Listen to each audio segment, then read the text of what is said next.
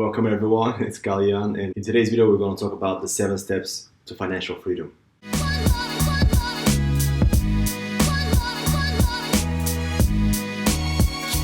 I want to explain a little bit about my understanding of all the financial steps. They're all based from Dave Ramsey's book, Total Money Makeover. Dave Ramsey is one of the biggest financial experts in the industry and one of the biggest people in terms of personalities in the US as well. He has a huge portfolio of property companies. He has invested and pretty much owns everything outright in terms of paying everything cash. But let's go to the steps and the 7 steps to financial freedom. So let's go through them one by one. The first step is to save $1,000 in an emergency fund. Let me delve in a little bit deeper. These $1,000 is something that you need to save outright. So you're trying to just have this security of just having $1,000 for an emergency of any sort. It could be your car is breaking down, you have to buy something because it broke down. This is not relating to the expenses that you have on a day-to-day basis. This is only for emergency cases. I think where Dave is coming from is, in order for you to feel more relaxed and a bit more in control of your life and your overall financial freedom, you need to have some sort of cushion that you can rely on based on what's happening outside in the world, where the economy is heading, what's happening in the job market. And this is just the first step, so you actually has a little cushion that you can take care of your health, you can take care of whatever the emergency may be, and this is going to solve that straight away. But this is just the first step. It's something that's really straightforward. If you're not in the position to save $1,000 straight away, try and see if you can find a second job, or maybe start a side hustle, maybe something else, in order for you to get that money accumulated so you can save them and have it all done and ready. But let's go to the next one. And the second step to financial freedom is to get out of debt using the debt snowball. And debt snowball is something that you start, so pretty much you list all the debt that you have accumulated in your life, or the payments that you have to make on your car, your education. And this is just ranking all the debt that you have from the smallest towards the biggest. And then the idea of the debt snowball is, in order for you to get into the habit of actually start saving and paying off debt and getting out of this consumer mentality, is to start with the smallest debt that you have. I mean, continue, of course, paying off the minimum interest and the minimum amounts on the other debts that are larger than the smallest one, but then first then try to save and pay off the small debt, then start like the first step, right? And then you start on the second, the third, however the number may be in terms of the steps and the number of debt that you have. And the whole idea is to get that habit of actually start saving and start removing debt. And this is actually going to help you remove all the pressure that you have on yourself, on your work. You're actually going to start saving some money. You're going to start feeling better about yourself, so you can actually start moving towards the steps further up towards your financial freedom. And I personally have done the first 2 steps and a couple of more. And this is something that I feel has helped me be a little bit more bold towards my goals and dreams. And I'm not having these constant pressures of paying off some stuff, or I don't have the reliability on the money that I save every month. And I have this urgency for me to pay off the debts. So this is something super important. And the whole idea, just to cap it off, is start with the smallest towards your highest. And the whole idea of the steps is you don't go to the next step until you've completed the previous step. So let's go to the next one. Number 3 is to save 3 to 6 months of expenses. This is still sort of an emergency fund. This is the emergency fund, for example, if you're being laid off from a job, or if you're willing to take a risk to quit your job and start something new. And this is the bigger cushion, the bigger pocket of money that you have saved. So for example, if you spend $1,000 per month on your own personal expenses, on your activities in life, just calculate from 3 to 6,000 to have in your bank account as a cushion. If you're a family, of course, multiply that by 2, or whatever the case may be. If you have kids, allocate the money that I actually spent on a monthly basis. Try to cover only the essentials. This is not for luxuries, this is not for buying new items, new clothes, new shoes, or whatever the case may be. This is only for your monthly expenditures. There is a tool that you can use that I'm going to share in the links down below in terms of like how you can structure and start using lists based on Dave Ramsey's recommendations. But this is pretty much the third one. Start saving money towards your expenses that you have for 3 to 6 months. And this is going to give you so much flexibility in the workforce. It's going to give flexibility on how the job market is changing. This is going to give you just a peace of mind when a potential downturn in the markets are happening and the world is potentially heading towards a direction of recession. Nothing is for certain yet, of course. Everyone is being sharing these videos and these opinions. Just keep that in mind and try to save from 3 to 6 months of expenses. Number 4 is to invest 15% of the household income towards your retirement fund. And this is pretty much the step that I'm on right now. There are 7 steps. I'm on number 4.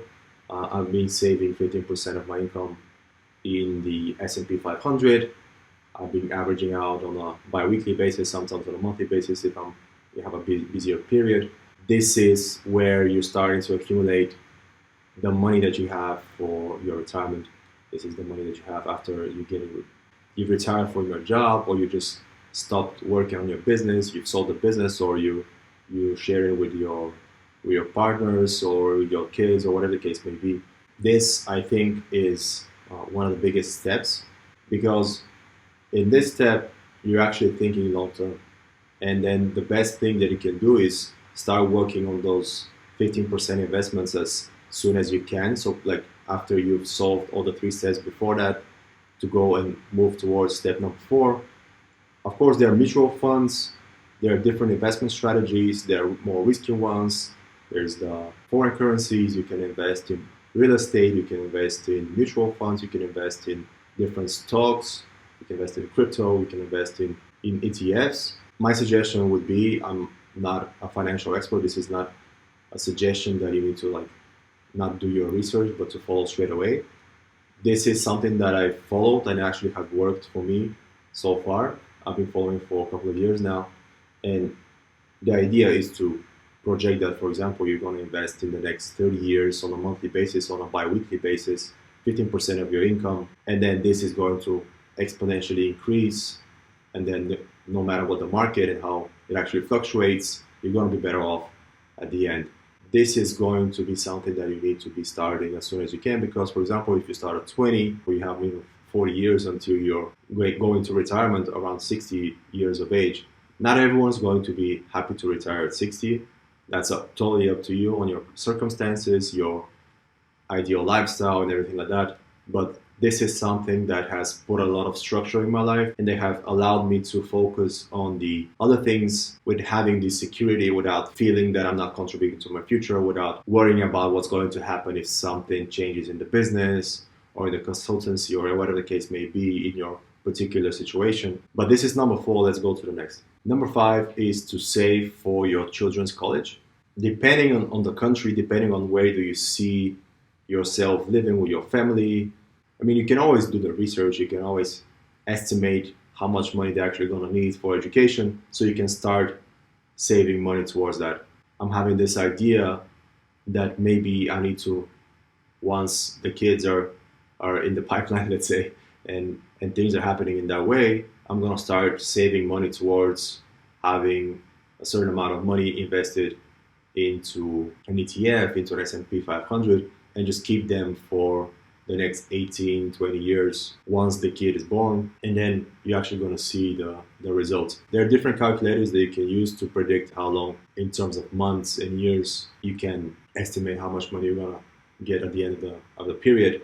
I'm going to put links towards the compound interest calculators in the link down below, so you can play around with the numbers, check out how much money you need to save for a particular college, for example, in your state, in your area, or in your desired outcome of where your kid might go in terms of college or education overall.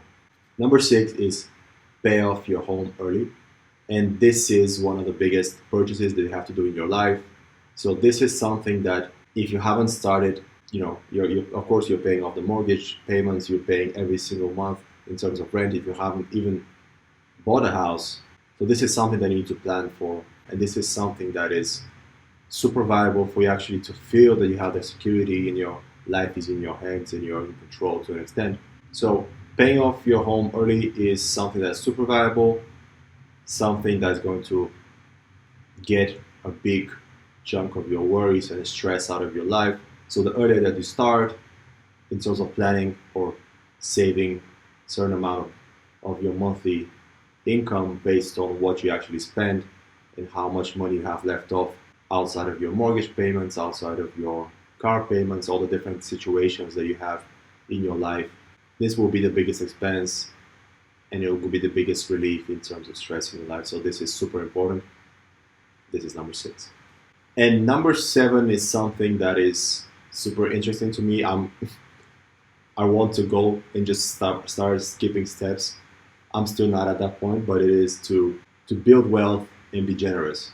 And I think this is the most fun after you pretty much paid off your car, paid off all the different debts that you have in your life, you saved enough money towards your kids' education, you paid off your mortgage of your house or your apartment, whatever the case may be.